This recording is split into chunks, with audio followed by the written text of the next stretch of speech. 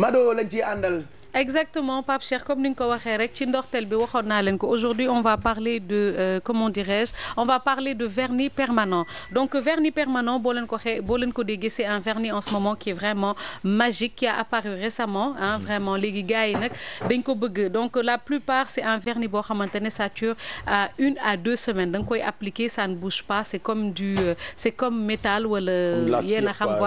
Voilà donc boo leen déggee nag vernis permanent, c'est gel la boo xamante ne dañ ci rajouter ay pigments yoo xamante ne daf lay jox ay couleurs. Donc il faut savoir que pour mu sécher aussi il faut nga dugal ko ci li nga xamante ne moom moo di lampe UV. Ça nous permet de sécher ça et ça peut durer 2 à 3 semaines, va savoir. Donc u tax ñu koy def, pourquoi? Parce que parfois quand tu te fais les vernis, quand tu te fais les ongles wala nga def sa vernis dem plage, facilement mu dañ. Donc pour nga bañ mu écailler wala mu yàqu, donc on a proposé cette technique là. De ce fait nag ñu indi kenn koo xamante ne elle est spécialiste, benn esthéticienne. Elle va nous faire une démonstration sur le plateau. Donc elle nous dira comment l'appliquer, nous montrer ça. Ba pare waxaale ñu aussi la technique pour l'enlever, parce que comme on dit tout le temps, il y a des avantages et des inconvénients. Alors ñu nuyu ki nga xamante ne moom moo di madame Seck, Fatima. Ah ndeysaan moom la njëkk, moom la sama jabar la Secken.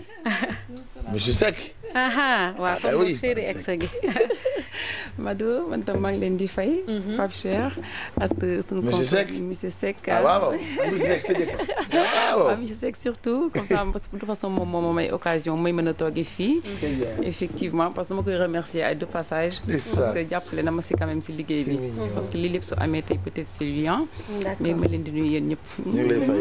ok, donc est-ce que mën nga ñu wax exactement lan mooy li nga xamante ne moom moo di vernis permanent, et puis nan lañ koy defee, comme ça on va faire l'application defal ko bijou maintenant. Oui, au fait vernis permanent dafa nekk instant yi tendance, parce que avant vernis permanent il y avait ce qu'on appelle la résine, le gel et tout. Donc c'était des trucs compliqués déjà pour def ko, ça prend du temps, c'est compliqué, en plus day yàq say ongles. Donc du coup xam nga avec modernisme bi on a eu à trouver le vernis permanent. Donc c'est pratique, ça tient presque 1 à 2 semaines.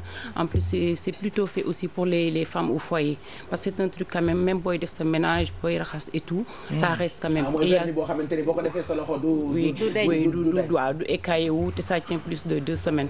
di nga def sa ménage, say raxas et tout, et apparemment ça tient toujours. C'est ça le vernis permanent. Exact. Mais alors est-ce que tu peux nous parler des étapes exactement boo bëggee de vernis permanent, yan étape la moo ci am? Oui, au fait les étapes consistent à li ñuy wax rek, xam nga affaire esthétique, c'est un matériel déjà que tu vas stériliser, parce que tu vas utiliser des pinces en vie, des bâtonnets de but, des brosses et tout. Donc tout ça tu dois le stériliser d'abord. Et puis boo paree nga désinfecter les mains des clientes su ñëwee da nga koy désinfecter les mains.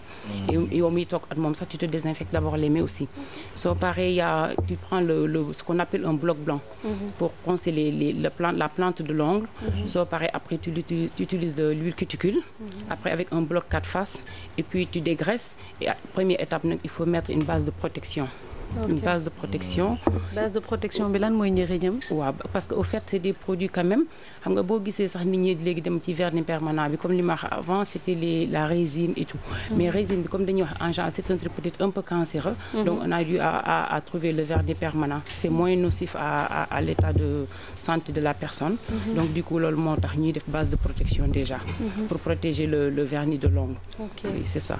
Après boo defee base ba pare, tu mets une couche de la base de protection, tu mets là sous la lampe UV pendant 2 secondes. Après nga génnewaat nga def une première couche, nga dugalaat 2 secondes, après nga génnewaat. Après nga def deuxième couche, nga dugalaat, après nga génnewaat. Soo paree nga def nag top coat bi au fait mooy def finition bi. Waaw soo defee après bu dugalaat ko moom tam sous la lampe UV. Soo génnee après il y a un truc là pour dégraisser, un liquide pour dégraisser. Soo dégraisser au fait c'est pour enlever les résidus et le truc qui colle. Il y a un truc qui colle quand même, il faut dégraisser. Un peu comme lu ñuy def nii ci ay weewu bi, je sais pas mën nañu ko xoolaale en même temps de l'autre côté. Oui, c'est ça. Pour voir. Est-ce que ça veut dire que jigéen ñi duñu ko mën a def rek defaral seen bopp, l'idéal est ñu ñëw ci professionnel pour quand même seen ay wee bañ a abîmer wu? Oui, le mieux quand même li ñuy conseiller c'est de venir dans les instituts, parce que le problème c'est que c'est un matériel déjà qui coûte cher. En plus avec un matériel qui est peut-être un peu encombrant, donc le mieux c'est de se déplacer et aller dans les instituts le faire. D'accord. Donc mooy comme li nga wax rek Pape Cheikh, c'est très important, parce que xam nga d'habitude vernis bi nga doon gis simple, nit ki bu ko appliqué boo toogee tuuti rek dafay wow, alors que vernis bi pour mu wow waxoon naa leen ko ca ndorteel ba c'est du gel mais ce gel là lan moo ko mën a wowal mooy lampe UV lampe UV nag boo leen ko déggee c'est une lampe boo xamante ne c'est ultraviolet donc c'est cette lampe là mooy permettre li nga xamante ne moom moo di vernis permanent bi maanaam gel bi ñu ajouté ay pigments mu fixé wu ci ongle bi donc je pense que ni nga ko expliqué il y a 4 étapes da nga koy def di ko def mais par contre elle a parlé de quelque chose qui est très important mooy top coat top coat boo leen ko déggee c'est un vernis boo xamante ne non seulement ça permet de sécher et ça donne de la brillance donc c'est très important mais par contre comme ni ñuy wax parce que xam nga loo gis nee nañ que dañ koy def mu durer pratiquement benn 1 à 2 semaines mais man la chose bi ma gën a soxal mooy nan nañ koy dindee donc yan conseil ngeen ñu fi mën a jox pour dindi bi. waaw au fait ñun à chaque fois bu ñu amee cliente bu ñëw foofu bu ñu la ko defaree on te conseille de revenir dans l'institut même pour ñu dindi la ko. parce que tam effectivement boo toogee sa kër nga koy jéem a dindil mën na user sa ongle et tout. donc nous on a un produit spécial pour l'enlever. donc du coup on te conseille tout le temps de revenir à l'institut. ok comme ça tient à 2 à 3 semaines. boo ko jéem a dindil sa bopp mën nga user sa ongle yi. mën nga user sa ongle est-ce que tu peux mën nga revenir encore ci étapes yi ñu wane ko en même temps comme ça on fait les commentaires en même temps tu parles devant le micro. là ñu ngi ci wey yi da koy raxas ba pare c'est ça. oui au fait day désinfecter déjà. bu désinfecter. il y a un produit spécial pour désinfecter ay wey. oui il y a un produit spécial à base d'alcool au fait. à base d'alcool. Excusez-moi. C'est pas grave. À base d'alcool. À base d'alcool. Au fait, le produit c'est à base d'alcool. Wow. C'est pour désinfecter d'abord le matériel et les mains de la cliente. Et puis soo paree nga utiliser première base comme li ma wax. Après nga dugal ci lampe su UV bi. pendant 2 secondes après nga génnewaat. nga teg première couche de vernis. donc il y a différentes couleurs. dañ lay proposer les couleurs que tu veux. Il y a différentes couleurs et des jolies couleurs même. Après soo jëlee ñu def première couche ñu dugalaat ci lampe bi. Après ñu génnewaat. Après mu lampe bi qu'est-ce que ça fait ci web bi. En fait mooy en même temps ça sèche. En même temps ça durcit le vernis. donc c'est ça après soo génnewaatee nga def deuxième couche. dugalaat sous lampe UV bi après soo génnewaatee nga def nag troisième couche moo nekk top coat bi. nga xamante mooy def l'éclat et la brillance pour mu gën a tenir. D'accord finalement c'est compliqué ou c'est pas compliqué. non c'est pas compliqué parce que bu fekkee ne dañ daan def résine bi nga xamante ne bala vernis gel permanent bi nga xam ne ça nécessité de limer nga xam ne day user sa ongle bi là c'est plus pratique parce que c'est juste comme vernis simple en 30 minutes tu peux le faire donc c'est pas compliqué. et ça prend pas trop de temps. D'accord est-ce que tu conseilles maintenant par exemple lampe UV bi nit yi wut ko am ko seen kër. au fait oui am nañu koy am sax seen kër yi mais li gën a pratique daal mooy esthéticienne defaral la. parce que ñun parfois sax il nous arrive ñu ñuy woo pour def à domicile. nga dem fekk sax moom dina am lampam mais ñun à chaque fois bu ñu dem ñu yóbbu suñu lampe le plus correct daal mooy nga jël suñu lampe UV nga utiliser ko. mais là qu'est-ce qu'elle est en train de faire exactement lan lay appliquer nii. là mi ngi utiliser une première couche de vernis. donc je pense que bijou da ngay yëkkati tuuti sa loxo comme ça ñu gis voilà. ma ne ko couleur bu rose première couche bi déjà il a appliqué la base. catalyser après ñu catalyser 2 secondes.